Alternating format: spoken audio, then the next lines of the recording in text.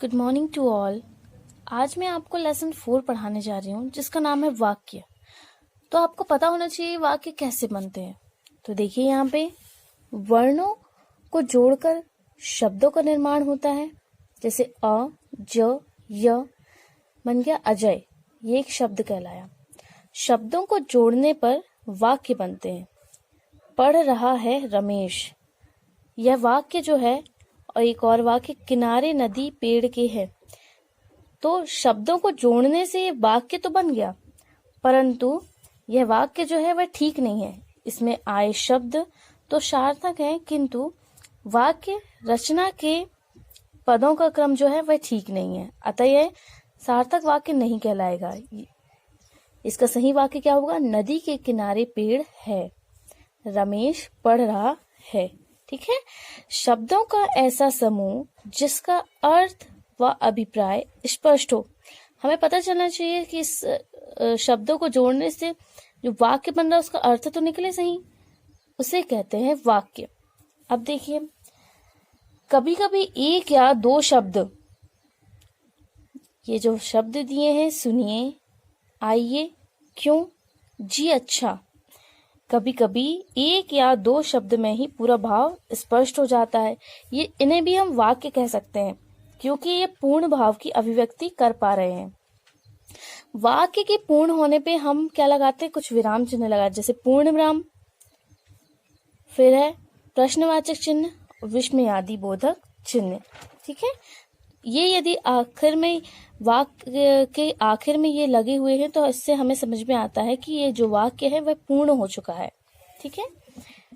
वाक्य के पूर्ण होने पर इन चिन्हों का प्रयोग किया जाता है। अब है वाक्यों का निर्माण जो है वह शब्दों से होता है। उसे यदि विभाजित करना हो तो उसके दो मुख्य अंग होते हैं, उद्देश्य और विधेय। उद्देश्य क्या होता है? जिसके बारे में कोई बात कही जा रही है वह होता है उद्देश्य। किसी भी वाक्य में यदि जिस भी व्यक्ति के बारे में कोई वाक्य कही जा रही है तो वो होता है उद्देश्य। ठीक है। जैसे मोहन घर गया, तो यहाँ पे जो मोहन है वह क्या है? उद्देश्य है। चिड़िया उड़ गई, तो चिड़िया जो है वह उद्देश्य है। ठीक है। उद्देश्य में जो कर्ता होता है या कर्ता से संबंधित प्रयुक्त कोई भी शब्दों का प्रयोग किया जाता है। अब है विधेय। उद्देश्य के बारे में, मतलब ये जो है जैसे मोहन, चिड़िया, इनके बारे में यदि कुछ कहा गया है कुछ भी, तो वह होगा विधेय। जैसे माँ खाना पका रही है, तो इस सेंटेंस में उद्देश्य होगा माँ, और पका रही है मतलब जो वो काम कर रही है वह होगा उसका विधेय। सैनिक युद्ध कर रहे हैं, तो सैनिक जो होगा उसका उद्देश्य होगा, और युद्ध कर रहे हैं क्या होगा उसका? विधेय। बच्चे रो रहे हैं, तो बच्चे जो है वह इसका उद्देश्य होगा सेंटेंस का, और ये जो रो रहे हैं वो होगा उसका विधेय। ठीक है। अब ध्यान दीजिए, वाक्य के कितने भेद होते हैं? तो वाक्य के भेद जो है दो आधार पर तय किए जाते हैं, एक रचना के आधार पर और एक अर्थ के आधार पर। ठीक है। वाक्य के भेद दो आधार पर तय किए जाते हैं, आधार पर किए जाते हैं। तो रचना के आधार पर, अर्थ के आधार पर। रचना के आधार पर होते 3 प्रकार के, सरल वाक्य, संयुक्त वाक्य, मिश्रित वाक्य। फिर अर्थ के आधार पर होते 8 प्रकार के, विधानवाचक, निषेधवाचक, आज्ञावाचक, प्रश्नवाचक, विस्मयादि बोधक, इच्छावाचक, संदेहवाचक और संकेतवाचक। तो अब हम पढ़ते हैं सरल वाक्य। पहला है सरल वाक्य। सरल वाक्य क्या होता है? Simple sentence. जिस वाक्य में एक विधेय होता है उसे सरल वाक्य कहते हैं। जैसे माँ ने मिठाई बनाई, माँ जो है ये उद्देश्य, जिसके बारे में कहा गया है वो उद्देश्य, जो कहा गया है वह होता है विधेय। तो इसमें क्या है कि माँ ने मिठाई बनाई, तो मिठाई बनाई एक ही विधेय है। वैसे ही गीता पढ़ रही है, तो गीता जो है इसका उद्देश्य है, और विधेय क्या है? पढ़ रही है। फिर एक कान्हा और राधा खेल रहे हैं, तो इसमें जो कान्हा और राधा ये दो उद्देश्य होंगे इसमें, लेकिन विधेय एक ही होगा। दोनों क्या कर रहे हैं? खेल रहे हैं। फिर नेक्स्ट है संयुक्त वाक्य। जिस वाक्य में 2 या 2 से अधिक सरल वाक्यों को समुच्चय बोधक अव्यय द्वारा जोड़ा जाता है। कोई भी 2 सरल वाक्य हैं उन्हें जोड़ा जा रहा है, और जिससे जोड़ा जा रहा है वो होता है समुच्चय बोधक अव्यय।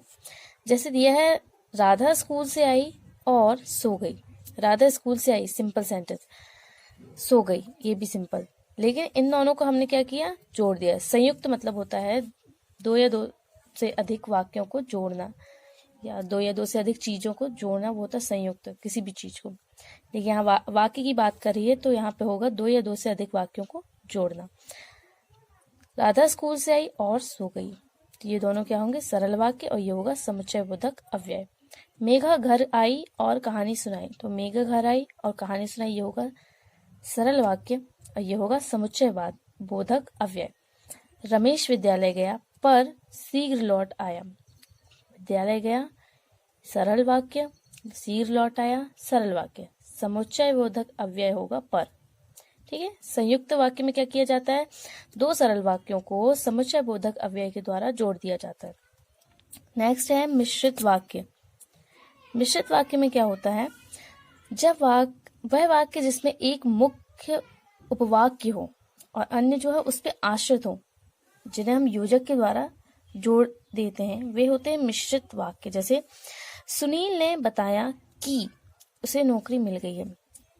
ये जो सेकंड वाला सेंटेंस है की के बाद वाला, वह क्या है, किस पे निर्भर है, ये पूरा सेंटेंस जो है इस पे निर्भर है, सुनील ने बताया। ठीक है, ये होगा उसका मुख्य उपवाक्य और ये होगा उसका आश्रित उपवाक्य। और ये क्या होगा, योजक। ये जो की दिया है ये होगा योजक। फिर है श्यामा ने बताया कि वह नहीं आएगी, तो श्यामा ने कहा कि, ये होगा मुख्य वाक्य, मुख्य उपवाक्य, और ये होगा आश्रित उपवाक्य। ठीक है। यदि किसी ने बताया, किसी ने पूछा, तो वो सारे जो होंगे वो मुख्य उपवाक्य होंगे और शेष जो होंगे वो आश्रित उपवाक्य होंगे। या फिर से पढ़ते हैं इसको, वह वाक्य जिसमें एक मुख्य उपवाक्य हो और अन्य जो है उस पर आश्रित उपवाक्य हो, जिन्हें हम योजक के द्वारा जोड़ते हैं, वे होते मिश्रित वाक्य। अब यहाँ ध्यान दीजिए, वाक्य परिवर्तन, ये आपको वाक्य परिवर्तन करते आना चाहिए, तो इसलिए पहले आपको समझना पड़ेगा। सरल वाक्य से संयुक्त वाक्य बनाना, तो हम सरल वाक्य से संयुक्त वाक्य कैसे बनाते हैं, समझिए। सरल वाक्य से संयुक्त वाक्य बनाने के लिए दिए गए वाक्य को दो सरल वाक्यों में बदलना होता है। जैसे एक वाक्य दिया है तो उसको हमको अलग अलग वाक्यों में बदलना पड़ता है, दो सरल वाक्य बनाने पड़ेंगे एक वाक्य से ही, और उसमें हमें क्या करना पड़ेगा, समुच्चय बोधक अवयवों को जोड़ना पड़ेगा। जैसे क्या है, और, पर, परंतु, किंतु, लेकिन, तथा, जैसे। ठीक है।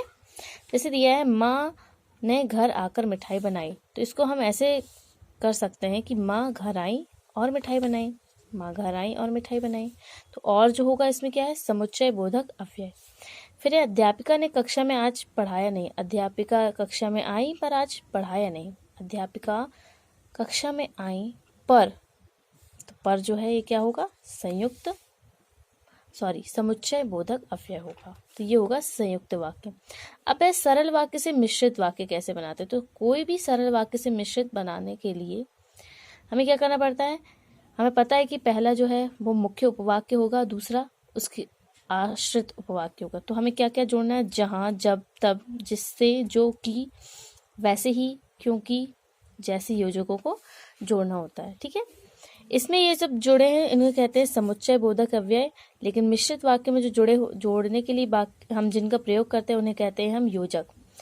सरल वाक्य, छुट्टियों में हम शिमला जाएंगे, तो इसे हम कैसे बनाएंगे मिश्रित, जब छुट्टियां हो जाएंगी तब हम शिमला जाएंगे। ठीक है, तब शिमला जाएंगे। तो ये जो है मुख्य उपवाक्य, इस पे आश्रित दूसरा वाक्य, हम शिमला जाएंगे।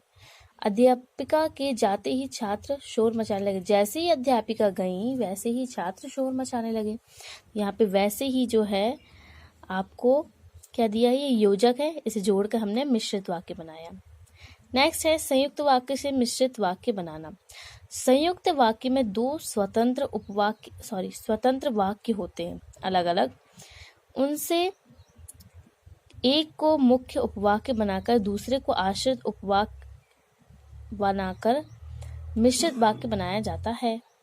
ऐसा करने के लिए मुख्य उपवाक्य तथा आश्रित उपवाक्य को जहाँ, जब, जैसे ही, जिसने, जो, कि, क्योंकि जैसे योजकों को जोड़ना होता है। जैसे संयुक्त वाक्य दिया है, नेताजी मंच पर आए और भीड़ शांत हो गई।